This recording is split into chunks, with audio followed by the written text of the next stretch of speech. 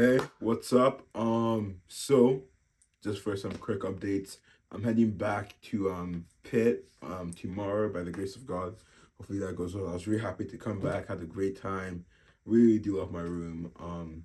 Got some concepts of an idea for to implement to the dorm later on. It's very nice. Got to hang out with my friends today. Went ice skating. I'm a much better ice skater than I was last year. I might had a whole video where I was like messing up and falling down, but this time, funny enough, I didn't fall down once. So that was really that was awesome. But yeah, so funny enough, at the for the hangar, I got there early, like an hour early. Cause I misread the times, and I just went to a makerspace which was nearby. I started working on some research stuff. So I'm going to try and delve into that today. So essentially, for my research, where I am now is that we gather data from our first professional development session, because we're working with teachers to help them better implement AI into education especially to help Black girls. Um, so we gather data and different perspectives on different topics in that field itself.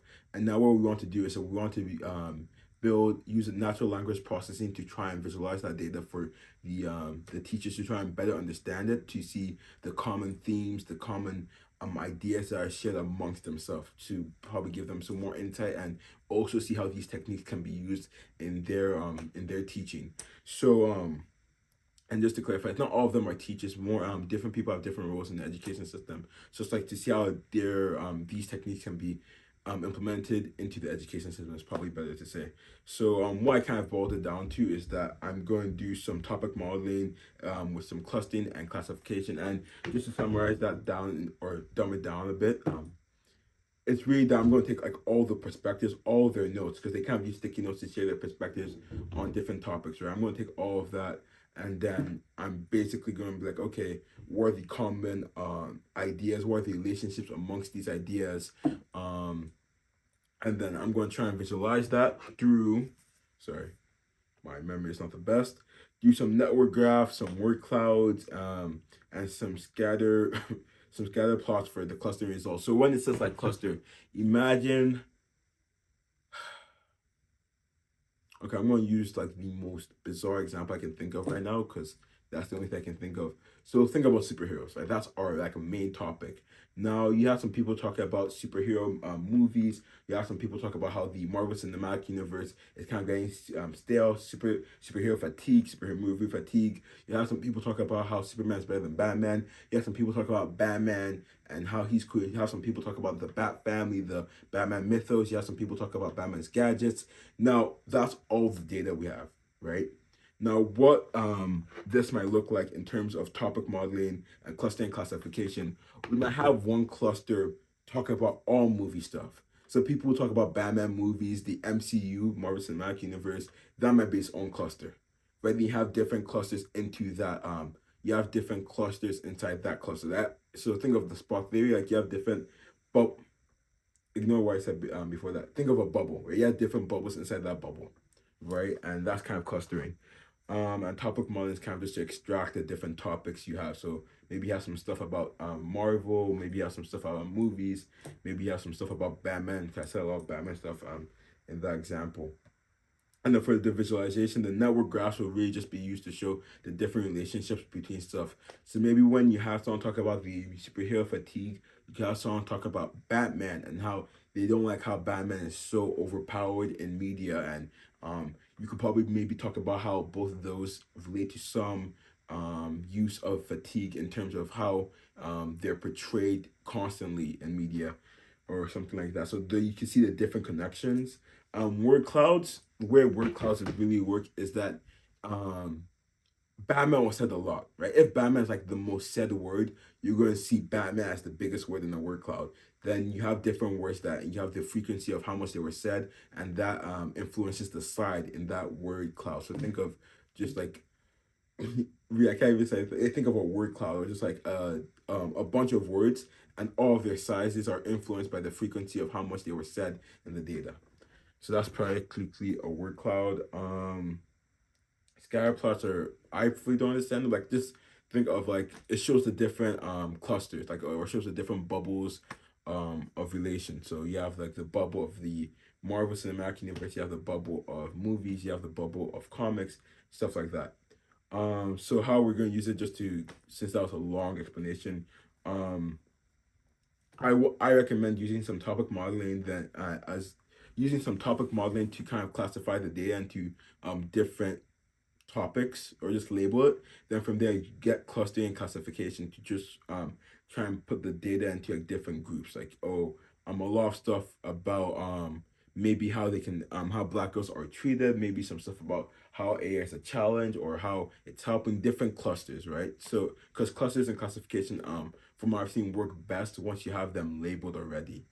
And then from there, I want to try and use some network graphs to see, just to link, to show the commonalities amongst common themes, as well as word clouds, just to give an idea of what the most common word is. So like obviously like AI might be a really big word. Black girls, because that's really integral to our research, is gonna be a really big word. But maybe some words that we don't expect, like trouble or um racial bias, stuff like that. Those may be words that someone might not expect, but might also give a perspective into common themes that might be better to put our attention to. And then Scout plus for clustering results just show basically how these stuff are related and like the different groups they are in. And yeah, that's what I kind of boiled it down to.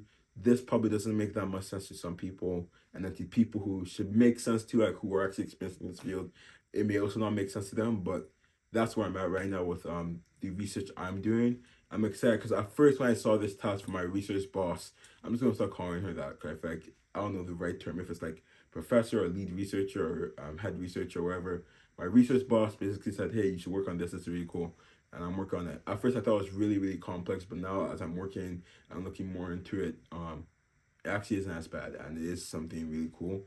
I think the difficult part is when it comes to the building a training a model to actually be able to understand the words and how we do the topic modeling for it. I think that's going to be a difficult part because we don't want to use a third party. We kind of want to have something local. So we're not just giving the data to someone like OpenAI or Google, or I think Meta has their Llama. So stuff like that. We want to use a local thing, and which shouldn't take too long. Training might take. This is gonna be like my first time training a model, but I am excited for the challenge. I think after I am able to accomplish it, I have more experience under my belt, which is always amazing to have. But yeah, I don't know. On a personal side, it's kind of really cool just to be working on stuff like this. Like I've loved AI and all the cool stuff that's incorporated within it, even though I think it's a buzzword now. But it's really awesome to actually kind of get beginning to get more into the weeds, which is really, really cool. But yeah, is there anything else I can talk about? One of the cool stuff that I did, my research boss gave me a research paper to look into these stuff, so I kind of skimmed over that. And I used a whiteboard because whiteboards are just a great way to just kind of organize your thoughts. Another thing that I used a conversation with ChatGPT to kind of help me like talk stuff out, trying to understand some terms, but here and there, and then I'll fact check them to just make sure it's giving me the right thing. But yeah, that's kind of my process. I'm going to obviously have to do a bit more research. 'Cause I think I can. The research I have done into how I want to approach this task is more so it's more so just the tip of the iceberg, I guess. And I kind of want to go more deep into it and figure out what's the best way. And I have to like pitch why this is the best way and different approaches we can take to the task. Another thing I want is I want it to be interactive. For two reasons. One, if it's interactive, it gives you a better way to explore the to understand the data you're being presented. So like with network graphs, maybe if you could click it or zoom into certain stuff, that'd be really awesome. Another thing, if it's interactive, it kind of gives them a better idea of how they can use this in their own life and like field specifically. And I think that would be really awesome because I do think all of these technologies are really beneficial. And I think I don't say it's time, but I think that's one of the ways we can better enhance the education system. I was even talking to my friend earlier today about because he's a game design major, and we're talking about like the job market for game design. Something we agreed on is in the future, um, a lot more stuff are gonna be gamified, and by gamified we mean there's this process where you kind to try and help people understand content. You kind of like gamify it. I don't know if that's a nominalization, but you kind of make it more like a game, right?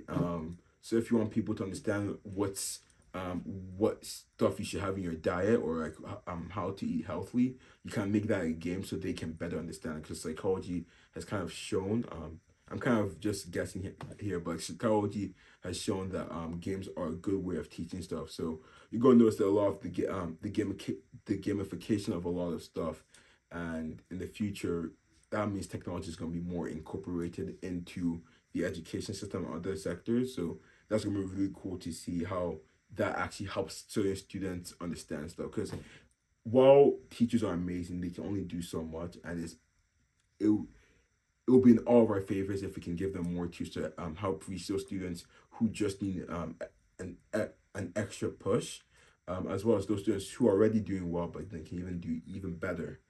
Um, yeah, but overall, really excited about the stuff I'm working on. Always a great time when you can meet up with friends, hang out with family, eat amazing food. I'm about to have some abacha. Um, my mom also made my mice. So I'm excited for that. And yeah, also last thing, this has nothing to do with research, but I'm hoping to bring back a pot back home to Pittsburgh, just because I haven't been able to cook any meals really. So I think if I can have a pot, that's gonna kind of change the game of how I do my routine, and just overall allow me to eat more healthily. I just allow me to eat better. But yeah, besides that though, I have nothing else to say. So have a great day.